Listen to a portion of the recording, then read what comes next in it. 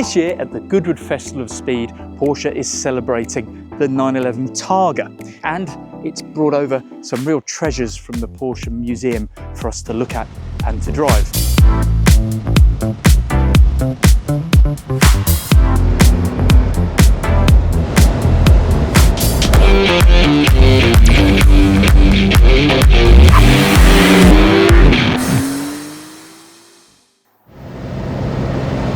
So here we are, we're in the original 911 Targa, and before we go into anything about how it drives or the history of the car, I've just got to say, life feels really good behind the wheel of an early 911 Targa. I mean, honestly, on a day like today with the sun shining, if this doesn't put a great big grin plastered all over your face, well, I don't know, what can I say? It's just so evocative.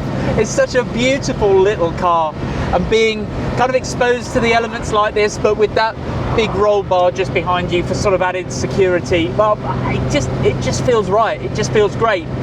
Now, these early Targas, this is based on the standard 911, so it's only 130 horsepower, 2-litre engine, but the car is light and it's really zesty and revvy and zingy, and it's just a lot of fun. And in an open car like this, where there's a sensation of speed, that guttural, visceral feeling you get is so much amplified. Well, you know, it doesn't really matter. It's more than powerful enough. Now, because it's an early one, it's got the zip-out plastic rear window, and so there's nothing behind us at all, which makes it all the more easy to hear that engine. It's really there with you in the cockpit, all fine fan whooshing and whining and zinging and intake and exhaust. It's a fantastic cacophony of sound. I mean, to drive these early cars, they're so light and delicate. You've got this massive steering wheel on this 67 car, and it really is just, you drive it with your fingertips really. You feel the nose bobbing around and it feels quite soft, but of course when it comes to just cruising along, actually that relative softness makes it a really relaxing and easy car to go down a road in and do some miles. So kind of all those attributes just really come together to make it a lot of fun as an open car, especially on a day like today, and like I said, one that just leaves you with a huge grin on your face.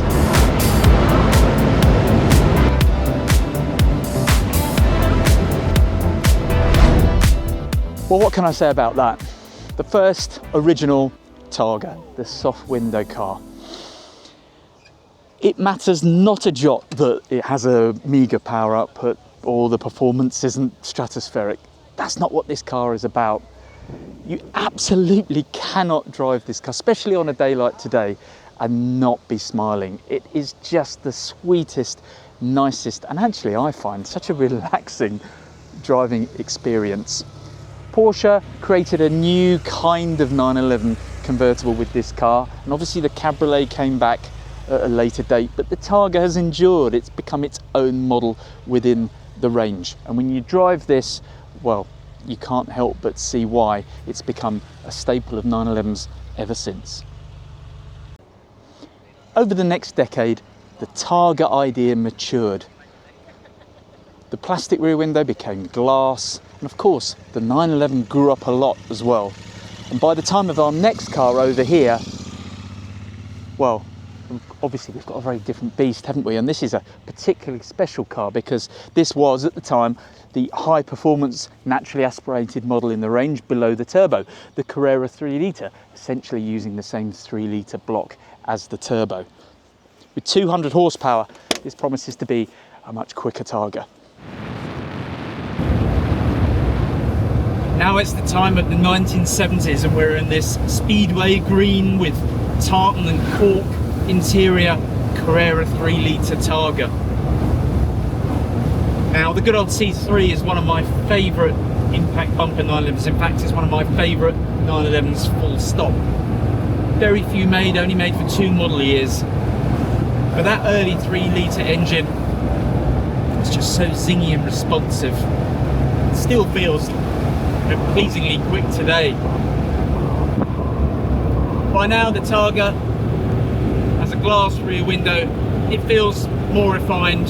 You feel more cocooned within the car than you do that open, really early 911 Targa. But the same the same kind of sensations are there really. You've got the same view down the bonnet with the classic front raised wings, and then just the feeling of being protected with this thick roll hoop behind you. Okay, so let's get a little bit of that 3 litre flat 6. Ah, come on! Yeah, Carrera 3 litre still goes so well. Just really wants to rev. It's such an energetic engine. But it's a great counterpoint really to the Targa package. You get that noise. I mean, it's not quite as metallic and as loud as it was in the early 2 litre car. More bass, less treble, you might say in some ways. But it's still just got loads of personality. And on a day like today, well, what could be better?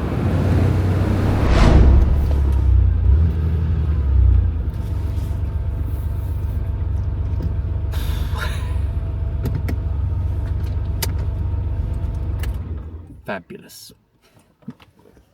It's time for the Targa in the 1980s and the 964. This is an incredibly well looked after, very low mileage 964 Carrera 2 Targa from the Porsche Museum. Let's go and check it out. So the 964 Targa, well, I said 80s, didn't I? But 80s, 90s, it's a car that kind of straddles those 2 decades. Indeed, in fact, if it hadn't have been delayed, it would have been more of a 80s car. But anyway, in any case, we're in a much more sophisticated, grown-up open-air motoring experience now. We've got anti-lock brakes, power steering, a slick shifting G50 gearbox, which is really easy to use and doesn't particularly require a definitive technique. And of course, that 3.6 litre 250 horsepower engine, which is just so gutsy and has that really deep, distinctive metallic note to it. That gives the car plenty of performance, even by modern standards. I mean, this does not feel overshadowed in that respect at all. In terms of the Targa aspect of it, well, it's much the same really as the older car. You've still got this roll hoop behind your head and lift out panels. It's not till its successor comes along that Porsche changes that particular recipe. But it has to be said that the 964 Targa, if you want open air motoring, this is a really easy way of getting all the kind of air cooled thrills and that traditional compact 911 package, but with all the kind of ease of driving a more modern car. And I think that's what makes it such a appealing package. Well, I really enjoyed that 964 Targa. I mean, I think you could argue maybe it's not quite as vibrant as the earlier models, but what it makes up with is just this kind of usability. I mean, it basically feels like a much more modern car, and for going around and weather like this with lots of performance, but in that laid-back vibe, I think it's a great car for that. But now we come to something completely different, because this is where Porsche changed tact with the Targa and went from the old lift-out panels and the solid rollover bar to an electrically controlled glazed roof panel that slides back within the car's interior behind the rear screen. Best of all, we've got the key.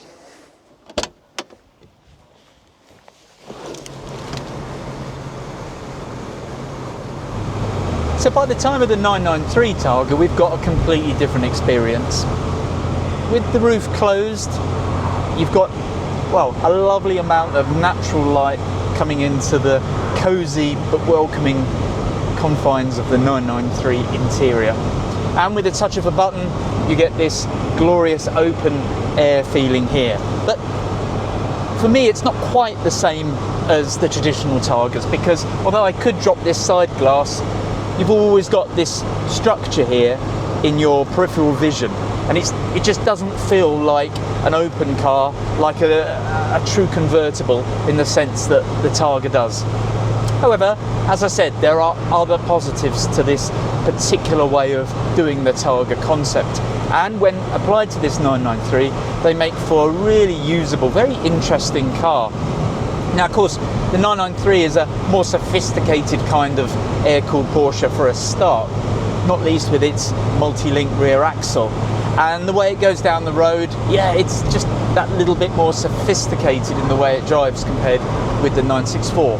Now, this particular car is a Tiptronic, I would say, unfortunately, because for me, that rather, well, it really jeopardizes its claim to be a sports car because it just doesn't feel responsive and it's just not interactive. But I get it. Some people, they like the auto box, and with a car where you can put the roof down, it does make it an even more sort of relaxed experience. But for me, it's got to be a manual every time. So in conclusion, this is a different kind of Targa. It's not quite as sort of free-spirited and open air as the older cars, but it's not without its considerable appeal.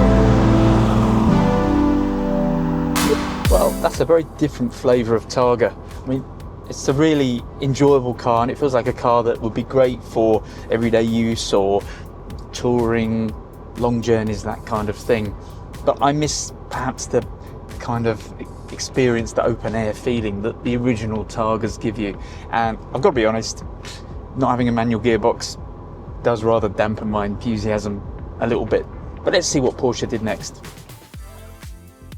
So it's all changed now. Out with air cooling, in with water cooling, an all new car. But one thing that isn't different on the Targa is the roof concept is the same. A glass panel over your head, electrically controlled, sliding down behind the rear screen. Here's the keys, let's go and check it out.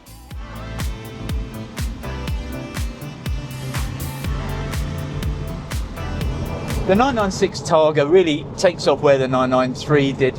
We've no longer got that separate opening little glazed lip here, it's just a one-piece roof that goes back, and again it feels more like a giant sunroof. But this particular car really showcases why a 996 Targa is a lovely thing, because you do get this real open air feeling, not quite as much as the traditional Targa, but it's still there. When it's shut, you've got an incredibly light and airy cabin, and altogether the Gen 2 996, such a lovely car. I'm biased because I own one, but I really do think it's a great car. That really torquey 3.6 litre engine, but a really kind of delicate car to drive. Again, it's a car that you drive more with your fingertips than having to really muscle into corners. And with standard suspension setup like this, it's a pretty comfortable car. You can just sit back and, well, enjoy the sunlight coming in, but you can also make really good progress with it as well. I have to say, this is a particularly special 996 Targa as well. Now, this car has got about 4,000 miles. It's actually showing 6,143 kilometers as I drive. So this is pretty close to being a brand new box fresh 996 Targa in the year 2025. And it's got the full extended leather dash, leather here. It's got what looks like PCM1, I think, PCM1. I can't even remember the last time I saw a PCM1. It's got the car phone, obviously. It's a very, very high spec car, heated seats, etc, etc, climate control. What you notice about it, and you know, this is 4,000 miles, give or take a few miles. My own 996 is 94,000 miles, and it's stating the obvious, but this feels so tight and together. It's a box fresh 996 Targa nearly 25 years later, and that alone makes it a very special thing. And actually, it's a reminder of just what a terrific car the 996 is. We've really enjoyed driving the 993 earlier today, and they're great, and they've got so many positive qualities. But I just never subscribe to the school of thought that says somehow the 996 is inferior. It's this, it's not that, it's the la la. I just don't go for that. This car is a brilliant car in its own right. It takes what's great about the 911 but completely remixes it for effectively a new century. One other key aspect of the 996 Targa was the opening rear window that improved luggage access to the rear seats. That feature was carried forwards into the 997 Targa model, unveiled in 2006. Unfortunately, there's no 997 model here for us to drive today, which is a real shame, as I've always really liked that car, not least because with its wider body and chrome strip around the side glass, it's undeniably a classy looking car. This time, all Targa models were four-wheel drive only. However, the 997 Targa was the last of the breed. With the 991 model, Porsche changed tack once again with the Targa concept, now attempting to rediscover the charm of the original, but with the ease of use demanded by the buyers of today. Unveiled in 2014, a few years after the advent of the 991, the new Targa featured a thick roll bar and glass rear screen, which hinged out of the way to hide the roof panel at the press of a button. Sadly, there's no 991 here either, but that same idea has been carried through to the latest 992 generation version. Here we are in the very latest 992.2 Carrera GTS Targa. And like the 991, the Targa has reverted to its original form, but with a dose of modern complexity and engineering to create this, well, truly spectacular open air motoring experience. We've now got a removable panel above our heads, but you don't have to do it manually because it's all electrically operated. But we've got this traditional roll bar once again as well. The whole section of that lifting up, the roof disappearing into the back of the car, and then the rear glass and that roll bar coming back and fitting into place.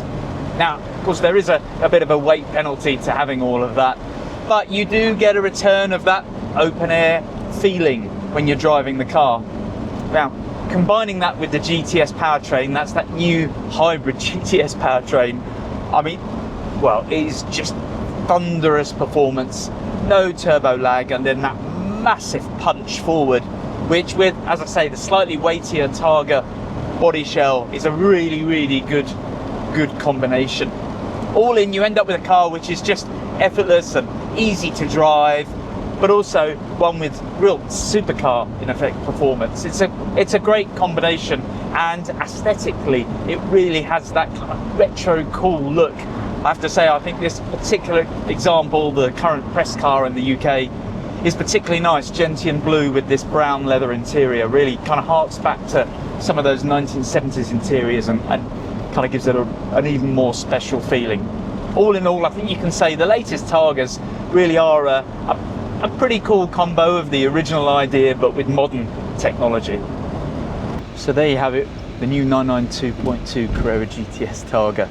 Bit of a mouthful that to say, isn't it? But just what a desirable package it is. I just love the look at it. The performance is stupendous, and of course it's just a really refined, comfortable, high-tech place to be.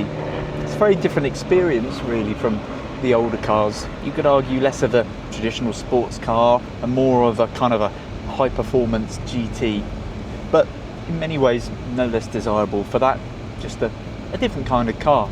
But one thing's for certain, the Targa recipe is still just as relevant today as it's always been.